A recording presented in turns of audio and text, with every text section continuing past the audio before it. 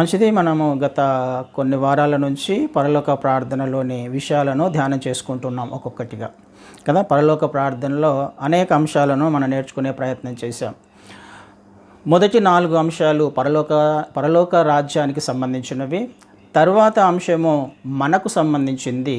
తర్వాత అంశము మన సహోదరులకు సంబంధించింది కదా. ఈరోజు ఇంకొక అంశాన్ని మనము ధ్యానం చేసుకోవడానికి ప్రయత్నం చేద్దాం. మత్తయి సువార్త 6వ అధ్యాయము. గత వారము మా రుణస్థులను మేము క్షమించి ఉన్న ప్రకారము మా రుణములను క్షమించుము అనే అంశాన్ని మనం నేర్చుకున్నాం. ఈరోజు తర్వాత అంశము 13వ వచనంలో మమ్మును శోధనలోకి తేక దుష్టుని నుండి మమ్మను తప్పించుము. శోధనలోకి తేక దుష్టుని నుండి మమ్ము తప్పించుము. మరొకసారి ఈ వచనాన్ని జాగ్రత్తగా గమనించినట్లయితే మొదటి 4 పరలోక రాజ్యానికి సంబంధించినవైతే తర్వాతి అంశము వ్యక్తిగతంగా మనకు సంబంధించినది. తర్వాతి అంశము మన సహోదరులకు సంబంధించింది. ఈ అంశాన్ని ఒకసారి గమనించినట్లయితే ఎవరికి గురించి రాయబడింది, ఎవరి గురించి ప్రార్థన చేయమంటున్నాడు? శోధనలోకి తేక మమ్మను దుష్టుని నుండి తప్పించము అంటే శోధకుని గురించి ప్రార్థన చేస్తున్నాం. అపవాది గురించిన ఒక అంశాన్ని కూడా క్రీస్తు వారు ఇక్కడ ప్రార్థనలో ఆయన చేయమని కోరుకుంటున్నాడు కదా, చేయమని మనకు ఆజ్ఞాపిస్తున్నాడు. అపవాది చేస్తున్న ఆలోచనలు, అపవాది యొక్క పనులను కూడా మనము ఆయన వద్దకు తీసుకుని వెళ్ళాలి. ఎందుకు ఈ శోధకుని గురించిన అంశము ప్రార్థనలో వచ్చింది అని అంటే, మనము మొదటి అంశాలను అన్నిటినీ ఒకవేళ వాక్యానుసారంగా జీవించే ప్రయత్నం చేస్తూ ఉన్నప్పుడు, పరలోక రాజ్య సంబంధమైన విషయాల మీద ధ్యాస ఉంచి పరలోక రాజ్యాన్ని వెతుకుతూ మనము జీవించే ప్రయత్నం చేస్తూ ఉన్నప్పుడు, నాకు దేవునికి సంబంధము సత్సంబంధాన్ని కలిగి జీవించే ప్రయత్నం చేస్తున్నప్పుడు, నేను నా సహోదరులకు సత్సంబంధాన్ని కలిగి జీవించే ప్రయత్నం చేస్తూ ఉన్నప్పుడు ఒక అవకాశం ఉంది. మనల్ని దేవుని చిత్తములో నుండి తప్పించే ఒక అవకాశము ఉంది. కాబట్టి ప్రార్థన చేయమంటున్నాడు కదా. దేవుని చిత్తము తనతో తన కుమారులు సంబంధం కలిగి ఉండాలి, తన కుమార్తెలు సంబంధం కలిగి ఉండాలి. అంత మాత్రమే కాదు, తన కుమారులు చుట్టుపక్కల ఉన్న తన సహోదరులతో కూడా మంచి సంబంధం కలిగి ఉండాలి. అవే 2 ఆజ్ఞలు కూడా కదా. మనం చూస్తాము 2 ఆజ్ఞలు ఏంటి అంటే, మన పూర్ణ హృదయంతో, పూర్ణాత్మతో, పూర్ణ శక్తితో, బలముతో తండ్రిని ప్రేమించడము. అదేవిధంగా నిన్ను వలె నీ పొరుగు వారిని ప్రేమించడము. దేవునితో సంబంధము, చుట్టుపక్కల వారితో సంబంధము. ఈ అంశాలను కూడా ప్రార్థనలో చేర్చినట్టుగా చూస్తూ ఉన్నాం. ఈ ఒక్కొక్క అంశాన్ని ధ్యానం చేసుకుంటున్నప్పుడు అవే నేర్చుకునే ప్రయత్నం చేశాం. ఈ విధంగా ఒక విశ్వాసి జీవిస్తూ ఉన్నప్పుడు ఒక అవకాశం ఉంది. శోధనలో నుంచి దేవుని చిత్తములో నుంచి తప్పించబడే అవకాశం ఉంది. ఎందుకు? శోధకుడు ఎప్పుడు కూడా, అపవాది ఎప్పుడు ఏం చేసే ప్రయత్నం చేస్తాడు? విశ్వాసులను దేవుని చిత్తములో నుండి తప్పించడానికి అనేక ప్రయత్నాలు చేస్తూనే ఉంటాడు 24/7 కదా. వాడి ప్రయత్నం అంతా దేవుని చిత్తములో నుంచి విశ్వాసులను తప్పించడమే. ఇలా మనము ఆత్మీయంగా జీవించే ప్రయత్నం చేస్తున్నప్పుడు అపవాది చేస్తున్న ఒక కార్యము దేవుని చిత్తములో నుంచి తప్పించబడదు. దుష్టుని కార్యాలు మన జీవితంలో మొదలయ్యే అవకాశం ఉంది. అపవాది మన జీవితాలను ప్రభావితం చేసే అవకాశం ఉంది. అందుకనే ప్రార్థనలో ఈ అంశాన్ని కూడా క్రీస్తు వారు చేరుస్తున్నాడు. మమ్మును శోధనలోకి తేక దుష్టు నుండి తప్పించుము అనే మాట రాయబడింది. అయితే ఈ వచనాన్ని, ఈ మాటను మరొకసారి చదివితే, అక్కడ మరొకసారి చదువుతాను నేను. అది మమ్మును శోధనలోకి తేక దుష్టుని నుండి మమ్మును తప్పించుము. శోధనలోకి తేక అంటే అర్థం ఏమవుతుంది? ప్రార్థన చేస్తున్నప్పుడు మమ్మును శోధనలోకి తేక అని ప్రార్థన చేయమంటున్నాడు. అంటే శోధనలోకి ఎవరు తీసుకొని వస్తున్నారు కదండి? శోధనలోకి తేక అని రాయబడింది. అంటే శోధనలోకి ప్రార్థన చేస్తున్నాము, దేవునికి ప్రార్థన చేస్తున్నాము అంటే దేవుడు మనల్ని శోధనలోకి తీసుకొని వస్తున్నాడా? కదా. ఆ వచనం యొక్క దాని యొక్క అర్థం అలా వస్తుంది. అయ్యా మమ్మల్ని శోధనలోకి తీసుకురావద్దు అంటే శోధనలోకి క్రీస్తు వారే లేకపోతే దేవుడే విశ్వాసులను శోధనలోకి తీసుకొస్తున్నాడా, తీసుకుని వచ్చే విధంగా ఆ వచనము ఆ వాక్య భాగం ఉన్నట్టుగా గమనిస్తున్నాం. మరి దేవుడు మనల్ని శోధిస్తాడా, శోధనలోకి తీసుకొని వస్తాడా అంటే ఒకసారి ఈ వచనాన్ని యాకోబు పత్రికలో మనం చూసే ప్రయత్నం చేద్దాం. యాకోబు పత్రిక 1వ అధ్యాయము 13వ వచనాన్ని చదువుతాను. యాకోబు పత్రిక 1వ అధ్యాయము 13వ వచనంలో, దేవుడు కీడు విషయమై శోధింపబడనేరడు, ఆయన ఎవనిని శోధింపడు కనుక ఎవడైనను శోధింపబడినప్పుడు నేను దేవుని చేత శోధింపబడుచున్నానని అనకూడదు. శోధన అన్నది క్రైస్తవ జీవితంలో చాలా ప్రాముఖ్యమైన అంశము, గమనించాల్సిన విషయము. ఈ శోధన ఎలా వస్తుంది విశ్వాసులకి? చాలామందికి ఒక అభిప్రాయం ఉంటుంది, లేకపోతే ఒక్కొక్కసారి వాళ్ళకి తెలియకుండానే ప్రార్థనలో కానీ తోటి సహోదరులతో కానీ ఒక మాట మాట్లాడుతూ ఉంటాడు. ఎవరికైనా కష్టం వచ్చినప్పుడు, ఎవరైనా శ్రమల్లో వెళ్తున్నప్పుడు, ఏదైనా ఇబ్బంది గుండా వెళ్తున్నప్పుడు తన తోటి సహోదరులతో లేకపోతే విశ్వాసులతో మాట్లాడుతున్న మాట, ఎందుకో మరి దేవుడు మమ్మల్ని శోధిస్తున్నాడు, ఎందుకో మరి మా సమస్యలు ఈ ప్రాబ్లమ్స్ మా జీవితంలో వెళ్ళట్లా, ఎందుకో మరి మమ్మల్ని దేవుడు శోధిస్తున్నాడు అని మాట్లాడుతూ ఉంటారు. అది చాలా తప్పు కదా. ఈ వచనాన్ని బట్టి, ఈ లేఖన భాగాలను బట్టి క్రీస్తువారు దేవుడు మాట్లాడుతున్న మాట, దేవుడు కీడు విషయమై శోధింపబడనేరడు. దేవుణ్ణి ఎవరు కూడా శోధించలేరు, ఆయన శోధింపబడడు కదా. దేవుడు శోధింపబడడం ఏంటి? అసాధ్యం అది. ఎందుకు? ఆయన సృష్టికర్త, సృష్టిలో ఏం జరుగుతుందో ఆయనకు తెలుసు, ఎవరి ఆలోచనలు ఎలా ఉంటాయో ఆయనకు తెలుసు. అలాంటిది ఏ వ్యక్తి అయినా, ఏ శక్తి అయినా, ఎవరైనా కానీ దేవుణ్ణి శోధించగలరా? ఖచ్చితంగా శోధించలేరు.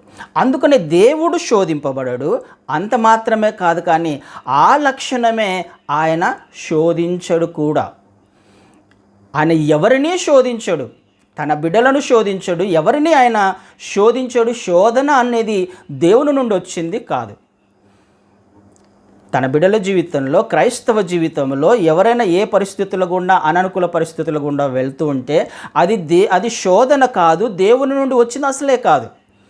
దేవుని నుండి శోధన అసలు రానే రాదు కదా. ఈ విషయమే లేఖన భాగాలు మాట్లాడుతున్నాయి. ఎవరిని ఆయన కీడు విషయమై శోధించాడు.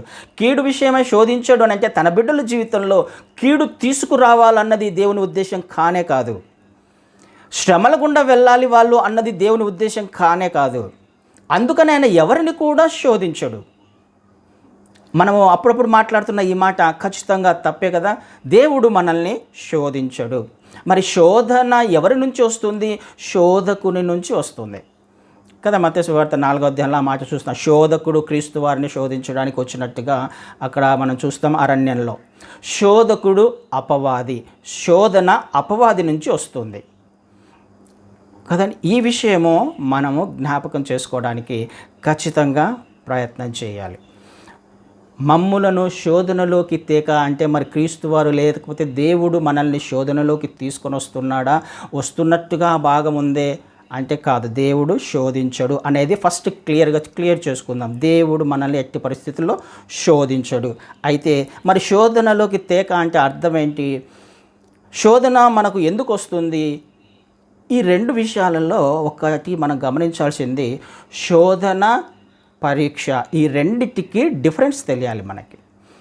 శోధన అంటే టెంప్టేషన్ అంటాం కదా. శోధన టెంప్టేషన్, పరీక్ష టెస్ట్.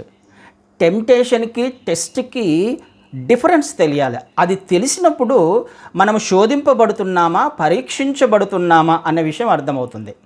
అప్పుడు మనం ప్రార్థనలో ఏ విషయాన్ని తీసుకురావాలో, ఏ విషయం గురించి ప్రార్థన చేయాలో అప్పుడు మనకు అర్థమవుతుంది కదా. నేను పరీక్షించబడుతున్నానా లేకపోతే శోధింపబడుతున్నానా? ఈ రెండు విషయాలు మనకు అర్థం కావడానికి ఈ వచనాన్ని లేకపోతే ఈ మాటను క్రీస్తు వారు ప్రార్థనలో తీసుకొని వచ్చారు. శోధనలోకి తేక అంటే మరి శోధనకు పరీక్షకు తేడా ఏంటి? ఎలా కనుక్కోవాలి? నేను శోధించబడుతున్నానా లేకపోతే పరీక్షించబడుతున్నానా? ఎలా కనుక్కోవడం? చిన్న విషయాన్ని మనము అర్థం చేసుకుంటే, శోధన సపోజ్ ఎవరైనా ఒక వ్యక్తి ఒక పరిస్థితి గుండా వెళుతూ ఉన్నాడు. ఆ పరిస్థితిలో ఆ వ్యక్తి దానిని చెయ్యాలా, ఆ పని చెయ్యాలా వద్దా అనే డైలమాలో ఉన్నాడు. ఇప్పుడు దానిని శోధన పరీక్షణ తెలుసుకోవాలంటే ఆ వ్యక్తి ఆ పని చేసినప్పుడు, విశ్వాస జీవితం గురించి మాట్లాడుతున్నాం, ఒక వ్యక్తి అంటే క్రైస్తవుని గురించి. ఆ పని చేసినప్పుడు ఆ పని వలన ఆ వ్యక్తి దేవుని చిత్తములో నుండి తప్పిపోతున్నాడా, అది దేవునికి అంగీకారయోగ్యమైన పనేనా కాదా అని ఒక్క నిమిషము ఆలోచన చేస్తే ఖచ్చితంగా అర్థమవుతుంది. ఆ పని చేసినప్పుడు దాని యొక్క ఫలితము ఏదైనా ఒక నష్టాన్ని తీసుకొని వచ్చినట్లయితే, అది సరి అయినది దేవుని చిత్తం కానిదైనట్లయితే, అప్పుడు ఆ వ్యక్తి ఖచ్చితంగా శోధింపబడుతున్నాడు అని అర్థం కదండి. ఇంకా మనకు అర్థం కావడానికి శోధనకు పరీక్షకు తేడా ఏంటంటే, ఎవరైనా ఒక పని చేస్తున్నాడు అని అంటే ఆ పనిని నలుగురికి తెలిసేలా చేస్తున్నాడా, రహస్యంగా చేస్తున్నాడా? ఏదైనా ఒక వీడియో వచ్చింది, లేకపోతే ఒక మాట మాట్లాడుతున్నాం, నలుగురిలో ఒక మాట మాట్లాడుతున్నాం, లేకపోతే వ్యక్తిగతంగా ఒక మాట నేను మాట్లాడే ఈ మాట నలుగురు ఈ ఒక బూతు పదమే వాడామని అనుకుందాం.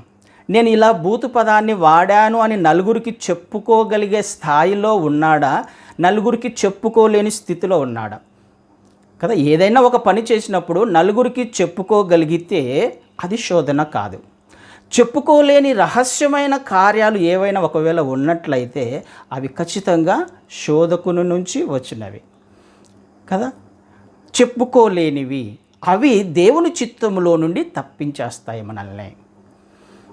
అందుకనే మనం ఆలోచన చేయాల్సింది, శోధన ఎలా వస్తుంది అని అంటే దాని యొక్క రిజల్ట్ మనల్ని దేవుని చిత్తంలో నుంచి తప్పించి వేస్తున్నట్లయితే, అది దేవుని చిత్తము కాకపోతే మనం శోధించబడుతున్నాం. ఈ విషయము మనం ఆలోచన చేసుకోవడానికి ప్రయత్నం చేయ. శోధనలోకి తేక, ఇది చాలా ప్రాముఖ్యమైన విషయం. ఎందుకు? మన ఆత్మీయ జీవితము దేవుని చిత్తంలో నుండి తప్పించబడడానికి అనేక ప్రయత్నాలు జరుగుతూనే ఉంటాయి. అపవాది చేస్తూనే ఉంటాడు. అయితే ఎలా వస్తుంది మనకి శోధన? ఈ తర్వాత వచనాన్ని చదువుదాం.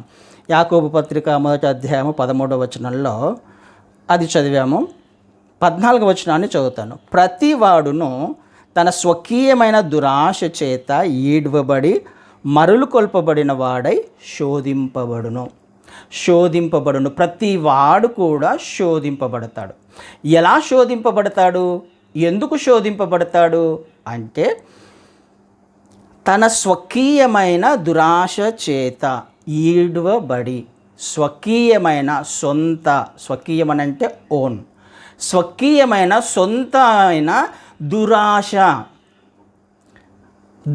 అంటే సరి అయినది కానిది అనేది కదా, మనది కానిది ఆశించడం, నాది కానిది కోరుకోవడం, దేవుని చిత్తములో లేనిది కోరుకోవడం. దురాశ ఇచ్చిన దానికంటే దేవుని చిత్తములో లేని దానిని ఎక్కువగా ఆశించడం. దురాశ చేత ఈడ్వబడి ఏం చేస్తుందంట ఆ దురాశ? యాక్చువల్గా దాంట్లో ఇంగ్లీష్లో లస్ట్ అనే మాట రాయబడింది. లస్ట్ అంటే కామము అని చూస్తాం. అంటే ఒక వ్యక్తి కామముతో ఉన్నప్పుడు ఏ విధంగా ఎవరు చెప్పినా వినని స్థితిలో ఉంటాడో, ఆ వ్యక్తికి కళ్ళు కనిపించవు అని అంటుంటాం కదా. ఆ వ్యక్తి ఏ విధంగా ఆ స్థితిలో ఉన్నప్పుడు ఎవరు చెప్పినా వినకుండా తన ఏదైతే కోరిక కలిగి ఉన్నాడో దానిని చేసుకుంటూ వెళ్తాడో, ఏ విధం చేతనైనా ఎంత కష్టమో ఎంత నష్టపోయినా ఆ పని ఖచ్చితంగా చేసి తీరడానికి తీర్మానం తీసుకొని ఆశించి ఆ పనిని చేయడానికి ఇష్టపడతాడో, అంటే అర్థమేమవుతుంది? దురాశ చేత ఈడవబడి అంటే ఆ వ్యక్తి తన కంట్రోల్లో లేడు అని అర్థం. ఈడవబడి అంటే అర్థం ఏంటి? ఎవరో ఈడ్చుకుపోతున్నారనే కదా ఈడవబడి అని అంటే. బలవంతుడు ఒక వ్యక్తిని ఈడ్చుకుపోతున్నాడు, ఇతడు బలహీనుడైపోయాడు, బలవంతుడు ఈడ్చుకొని పోతున్నాడు. ఎవరి బలవంతుడు? దురాశ. ఈ దురాశ ఎక్కడి నుంచి వచ్చింది? అపవాది నుంచి. ఈ అపవాది ఎలా తీసుకొని వచ్చాడు ఆ వ్యక్తి జీవితంలో? తను కలిగి ఉన్న ఆశను బట్టి, తను కలిగి ఉన్న లక్షణాన్ని బట్టి. దేవుని చిత్తములో లేని ఏ లక్షణమైనా ఒకవేళ మన జీవితంలో ఉన్నట్లయితే అపవాదికి అది ఒక అవకాశం. అది ఆ ఆశను ఆధారం చేసుకొని ఒక వ్యక్తి ఏ విధంగా లస్ట్ఫుల్ వ్యక్తి ఏ విధంగా అయితే ఉంటాడో, ఈడవబడతాడో, తన చిత్తం చేసుకోవడానికి ఏ కష్టమైనా లేకపోతే ఎంతవరకైనా పోవడానికి ఇష్టపడతాడో అలాంటి వ్యక్తిగా లేకపోతే అలాంటి లక్షణము దేవుని చిత్తంలో నుండి ఈడ్చుకొని పోతుంది అని అర్థం. అంటే ఆ వ్యక్తి బలహీనుడైపోయాడు. ఆ ఆలోచన, ఆ దురాశ బలవంతంగా మారిపోయింది, బలము కలిగినదిగా మారిపోయింది. అందుకనే తన కంట్రోల్లో తను లేడు. తన కంట్రోల్లో లేడు, కానీ ఎవరి కంట్రోల్లోకో వెళ్ళిపోయాడు. ఏదో ఆశ యొక్క కంట్రోల్లోకి వెళ్ళిపోయాడు. అందుకనే ఈడ్చుకుపోబడుతున్నాడు. ఈడవబడి మరులు కొల్పబడిన వాడై, అంటే ప్రేరేపించబడిన వాడై, ప్రలోభ పెట్టబడిన వాడై శోధింపబడును కదండి. శోధింపబడును అంటే ఆ పని చేసేస్తాడు. దేవుని చిత్తములో లేని పనిని చేసేస్తాడు. ఏ విధంగా ఒక వ్యక్తి శోధింపబడతాడు? ఒక శోధన ఒక వ్యక్తిలోకి ఎలా వస్తుందంటే తనకు కలిగి ఉన్న లక్షణాన్ని బట్టి, దేవుని చిత్తములో లేని లక్షణాన్ని బట్టి ఆ లక్షణము ఆ వ్యక్తిని ఈడ్చుకొని పోతుంది. ఇప్పుడు కంట్రోల్లో ఉండడు ఆ వ్యక్తిని కంట్రోల్లో లేకుండా ఏదైతే అది ఒకసారికి వచ్చిందా? ఆ బలవంతుడు ఒక్కసారిగా తయారయ్యాడా? ఒక్కసారిగా తయారు కాల.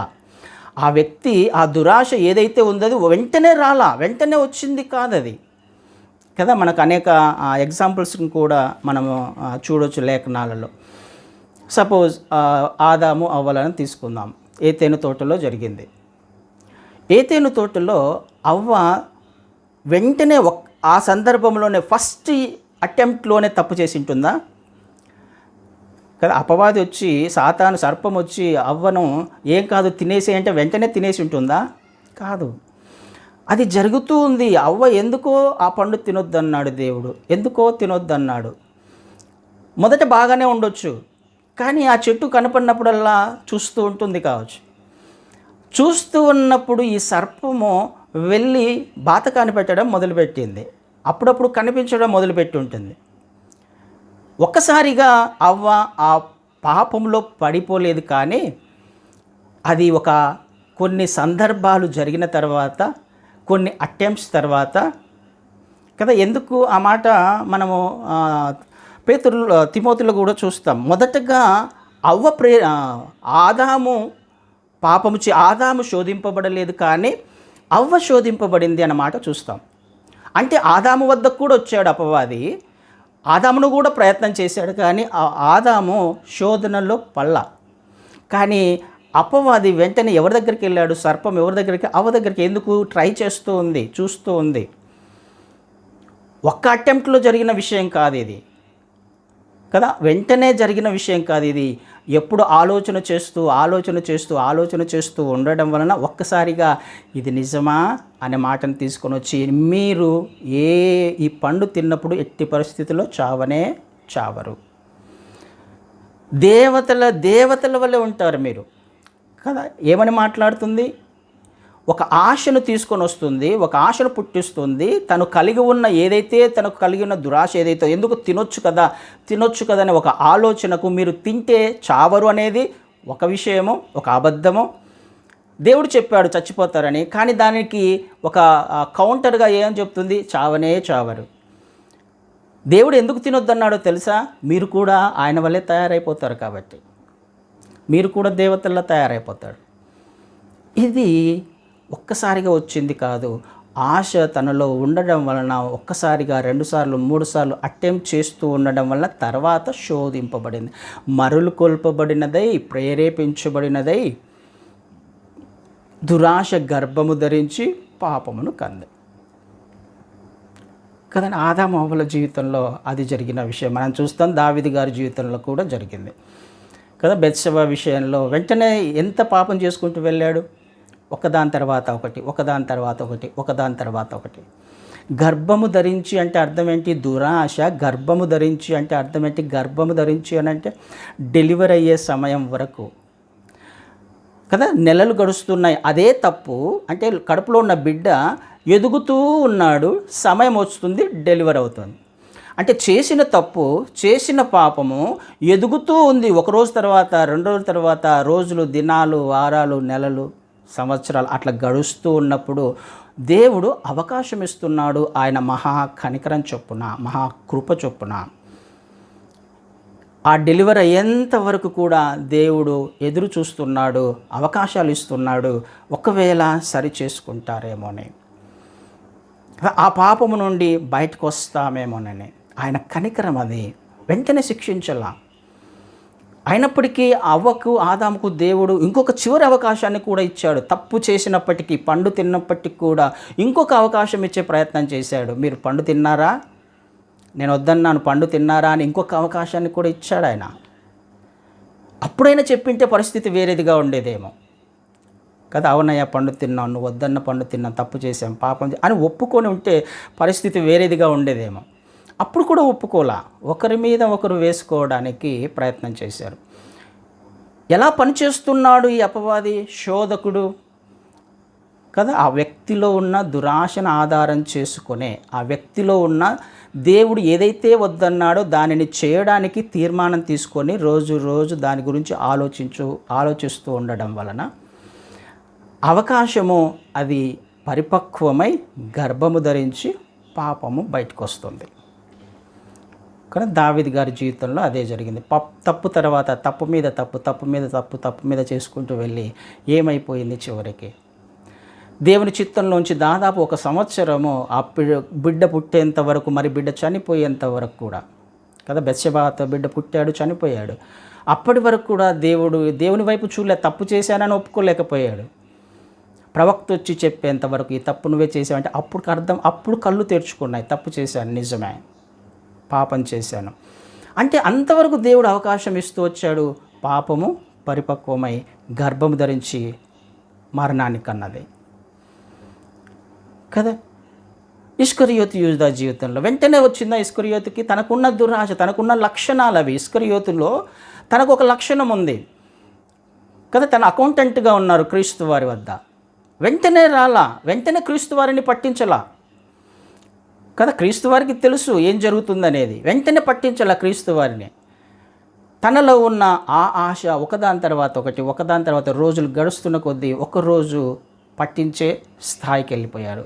క్రీస్తు వారిని పట్టించారు. ఈడువబడి అంటే ఒక వ్యక్తిలో ఉన్న క్రైస్తవుల గురించే కదా ఇదంతా మాట్లాడుతుంది, విశ్వాసుల గురించే. అపవాది ఎప్పుడు బలవంతుడిగానే, ఒకవేళ ఒక వ్యక్తిలో బలహీనత ఉన్నప్పుడు ఆ బలహీనతను ఆధారం చేసుకొని ఆ అపవాది శోధకుడు బలవంతునిగా మారతాడు. ఈ బలవంతునిగా మార్చింది మనమే కదా, విశ్వాసులే. ఆ వ్యక్తి అంత బలవంతుడు కావడానికి కారణము అవకాశం ఇచ్చింది విశ్వాసులే. ఈడ్చుకొని పోతున్నాడు, ప్రలోభానికి గురి అవుతున్నాడు, పాపం చేస్తున్నాడు. ఏ ఆశ అయినా కావచ్చు, అది ఏ ఆలోచన అయినా కావచ్చు, అది దేవుని చిత్తములో లేనిది. అంటే ఇప్పుడు ప్రార్థన ఏం చేస్తున్నాం? అయ్యా మమ్మను శోధనలోకి తేక అంటే నా అంతకు నేను ఈ శోధనలో నుంచి తప్పించుకోలేకపోతున్నాను. గుర్తించినంత ప్రార్థన చేస్తున్నామంటే అర్థం ఏంటి?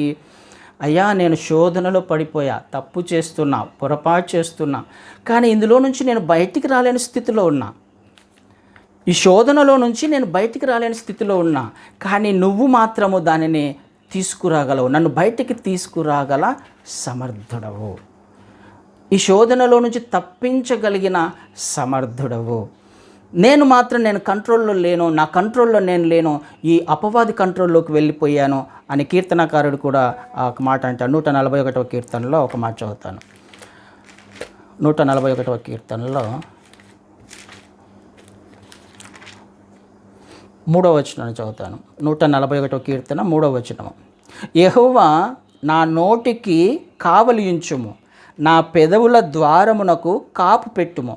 పాపము చేయు వారితో కూడా నేను దుర్నీతి కార్యములలో చొరబడకుండునట్లు నా మనస్సు దుష్కార్యమునకు తిరగనీయకుము. వారి రుచిగల పదార్థములు నేను తినకయుందునుగాక. నా నోటికి కావలి ఉంచుము అంటే అర్థం ఏంటి? ఎవరుంచాల కావలి?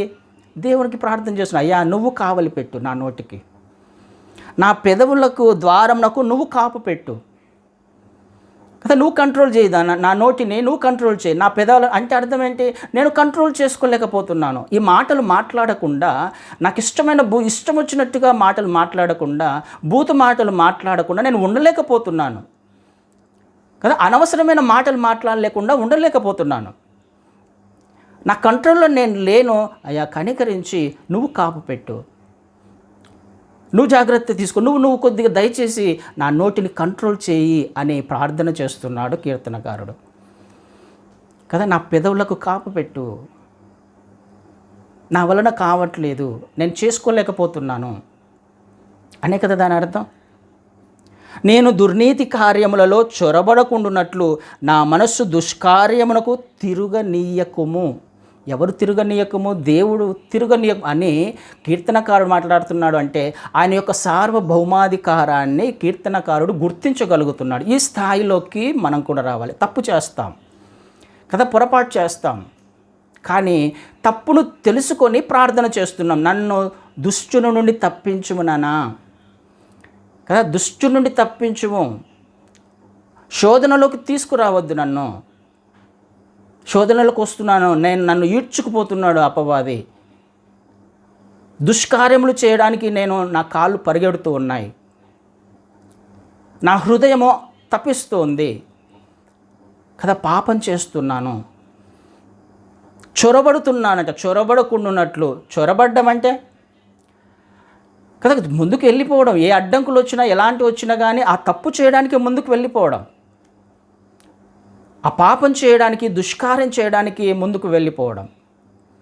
అయ్యా తప్పు చేస్తున్నాను, నువ్వు కాపాడుతావా, నువ్వు కనికరిస్తే నేను బయటికి రాగలను, నేను ఈ మాటలు మాట్లాడకుండా ఉండగలను, ఈ తప్పు చేయకుండా ఉండగలను, ఈ దుష్కార్యము చేయకుండా ఉండగలను, ఇది నా వలన కావట్లేదు అని మన అసహాయతను ఒప్పుకుంటూ ఆయన సార్వభౌమాధికారాన్ని గుర్తించినప్పుడు నువ్వు ఏమైనా చేయగలవు ప్రభువా అని ప్రార్థన చేయమంటున్నాడు ప్రార్థనలో కదా. అపవాది మన జీవితాలలో ఎప్పుడు ప్రభావితం చూపిస్తూనే ఉంటాడు, ఎప్పుడు పని చేస్తూనే ఉంటాడు కదండి. ఆ పనిలో నుంచి, ఆ కార్యం నుంచి, ఆ కీడు నుంచి తప్పించబడము మన వలన కాదు, మనంతకు మనము బయటికి రాలేము. అందుకనే ఈ ప్రార్థన ఆయన నేర్పిస్తున్నాడు, శిష్యులకు నేర్పిస్తున్నాడు, మనకు నేర్పిస్తున్నాడు. దేవుని చిత్తంలోంచి తప్పిపోయే అవకాశం ఉంది కదండి, నిత్యత్వం నుండి తప్పిపోయే అవకాశం ఉంది. బాగానే ఉన్నాం, దేవుని పరలోక రాజ్యం సంబంధించిన విషయాలు వెతుకుతున్నాం, బాగానే ఉంది, దేవునితో సంబంధం ఉంది, బాగానే ఉంది, సహోదరులతో సంబంధం ఉంది, బాగానే ఉంది. కానీ కొన్నిసార్లు నా బలహీనత నన్ను ఈడ్చుకుపోతుంది. అపవాది నా జీవితాన్ని కంట్రోల్ చేస్తున్నాడు కొన్ని ఏరియాలలో. అలాంటప్పుడు నేను ఏ విధంగా నిత్యత్వానికి వెళ్ళగలను కదండి. ఈ విషయమే క్రీస్తు వారు ప్రార్థన చేయమంటున్నారు. ఇది మన జీవితంలో జరుగుతూ ఉన్నప్పుడు ఆయన వద్దకు వెళ్ళి, అయ్యా నన్ను దుష్టుడి నుండి తప్పించు, శోధనలోకి తీసుకురావద్దు, నువ్వు తీసుకురావు, ఒక్కసారి నువ్వు కనికరిస్తే నేను బయటకు వచ్చేస్తా కదా. సమస్తమును కూడా నీ ఆధీనంలో ఉన్నాయి, అన్నీ నీ కంట్రోల్లో ఉన్నాయి, కాబట్టి నన్ను కనుకరించి ఈ దుష్టుని నుండి నన్ను తప్పించు నాయనా అని ప్రార్థన చేస్తూ ఉన్నప్పుడు దేవుడు అద్భుతంగా తన ఒక మాట మాట్లాడుతూ ఉన్నాడు. కొరింథీయులకు రాసిన మొదటి పత్రికలో తెలిసిన విషయమే. కొరింథీయులకు రాసిన మొదటి పత్రిక 10వ అధ్యాయంలో 13వ వచనాన్ని చదువుతాను. సాధారణంగా మనుష్యులకు కలుగు శోధన తప్ప మరి ఏదియూ మీకు సంభవింపలేదు. దేవుడు నమ్మదగినవాడు, మీరు సహింపగలిగినంత కంటే ఎక్కువగా ఆయన మిమ్మును శోధింపబడనీయడు. అంతేకాదు సహింపగలుగుటకు ఆయన శోధనతో కూడా తప్పించుకుని మార్గమును కలగచేయును కదండి. శోధనతో కూడా ఆయన తప్పించే మార్గాన్ని మన జీవితాలలో తీసుకురాగలడు, మనల్ని తప్పించగలడు కదండి. తప్పించే మార్గాన్ని మిమ్మల్ని శోధింపబడనీయడు అంటే అర్థం ఏంటి? ఆయనకు ఆ శక్తి ఉంది, ఆయన చేయగలడు మన జీవితాల్లో. అపవాదిని, శోధనను మన జీవితాల్లో నుంచి తీసివేసి, లేకపోతే శోధనలో మనకు విజయాన్ని ఇవ్వగల సమర్థుడు ఆయన కదండి. ఇవన్నీ ఈ శోధనలు సాధారణంగానే వస్తున్నవే, ఇవి ఏదో గొప్పగా ఏవో జరిగింది అని అనుకోమాకండి. ఎందుకు? వాడు చేసే పని ఆయనకు తెలుసు కాబట్టి, అపవాది చేస్తున్న పనులు ఆయనకు తెలుసు కాబట్టి ఏ శోధన గుండా ఎవరు ఏ శోధన గుండా వెళ్తున్నారో ఆయనకు తెలుసు. కాబట్టి ఇవి సహజంగా జరిగేటివే. కానీ ఏమంటున్నాడు? దాని నుంచి తప్పించగల సమర్థుడు. ఎక్కువగా శోధింపబడనీయడు అంటే ఆయన కంట్రోల్లో ఉన్నాడు అని అర్థం. మనము ఆయన పాద సన్నిధికి వచ్చినప్పుడు ఆయన మనల్ని కంట్రోల్లోకి తీసుకుంటాడు. మన జీవితాన్ని ఆయన కంట్రోల్లోకి తీసుకుంటాడు. శోధనలో నుంచి ఏ విధంగా బయటికి రావాలో ఆయనకు తెలుసు. ఆ మార్గాన్ని మనకు ఆయన బయలుపరచగలడు. ఆ మార్గంలో నుండి మనము బయటకు రాగలము. ఆయన చిత్తంలో తిరిగి కొనసాగే అవకాశము ఖచ్చితంగా ఉంది కదా. అందుకనే ఆయన ప్రార్థన నేర్పిస్తున్నాడు. అయ్యా, మమ్మను శోధనలోకి తేక దుష్టు నుండి తప్పించుము, కీడు నుంచి తప్పించుము. చేత కావట్లేదు, వాడు మమ్మల్ని ఈడ్చుకుపోతున్నాడు, దేవుని నీ చిత్తంలో నుంచి మమ్మల్ని తప్పిస్తున్నాడు అని ప్రార్థన చేస్తున్నాము అని అర్థం. అంటే అర్థం ఏంటి? నేను శోధింపబడ్డాను అని ఒప్పుకోవడమే కదా. నేను తప్పు చేశాను, శోధింపబడ్డాను, ఈ తప్పును నేను ఒప్పుకుంటున్నాను, ఇక మళ్ళీ చేయకుండా ఉండే ప్రయత్నం చేస్తాను. ఒక్కసారి ఈ శోధనలో నుంచి నన్ను తప్పిస్తావా, ఈ తప్పులో నుంచి, ఈ పాపంలో నుంచి నన్ను తప్పిస్తావా అని ప్రార్థన చేస్తున్నామని అర్థం కదండి. ఆలోచన చేసుకునే ప్రయత్నం చేద్దాం. అద్భుతమైన మాటలు ఉన్నాయి పరలోక ప్రార్థనలో. పరలోక ప్రార్థన ఏదో క్యాజువల్గా చేసే పరలోక ప్రార్థన కాదది. దేవుడు నీ జీవితంలో, నా జీవితంలో ఎన్నో మేలులు చేయడానికి, అద్భుతాలు చేయడానికి, ఆయన స్వరూపంలోకి మార్చడానికి ఆయన ఈ ప్రార్థనను నేర్పిస్తున్నాడు. 4-5 లైన్లే ఉండొచ్చు, కానీ మన జీవితాలను మార్చే ప్రార్థన అది. ఒక వ్యక్తి యొక్క విశ్వాసాన్ని బలపరిచే ప్రార్థన అది. విశ్వాసంలో నుండి తొలగిపోయిన వాడిని తిరిగి నిలవబెట్టగలిగే ప్రార్థన అది. మన స్థితిని బయటికి తీసుకొని వచ్చి తిరిగి ఆయన మనల్ని సమకూర్చగల ప్రార్థన ఇది మనకు నేర్పిస్తున్నాడు. శిష్యులకు నేర్పించాడు, ఈనాడు మనకు కూడా నేర్పిస్తున్నాడు. అందులో ఉన్న విషయాలను గ్రహించి ప్రార్థన చేసినప్పుడల్లా గ్రహిస్తూ, అయ్యా ఇది పరిస్థితి అని అనుకుంటూ ముందుకు వెళ్తే దేవుడు ఖచ్చితంగా తిరిగి మనల్ని రెస్టోర్ చేయగల సమర్థుడు. కోల్పోయిన దానికంటే అధికమైన మేలుల చేత తృప్తిపరచగల సమర్థుడు. రెండింతలుగా దానిని ఆశీర్వదించగల సమర్థుడు. ఎప్పుడు? ఈ ప్రార్థన చేసినప్పుడు, ఒప్పుకొని సరిచేయబడడానికి ఇష్టపడినప్పుడు, తప్పించుము నాయనా అని ప్రార్థన చేసినప్పుడు కదండి. ఆలోచన చేద్దాం. పరలోక ప్రార్థనలో అనేక అంశాలు, అనేకమైన ఆత్మీయ పాఠాలు దాచిపడ్డాయి. అనేక విషయాలను నేర్చుకున్నాం. చివరి ఒక అంశాన్ని దేవుని చిత్తమైతే వచ్చేవారు నేర్చుకొని ఈ పరలోక ప్రార్థనను ముగించుకునే ప్రయత్నం చేద్దాం. ఆమేన్.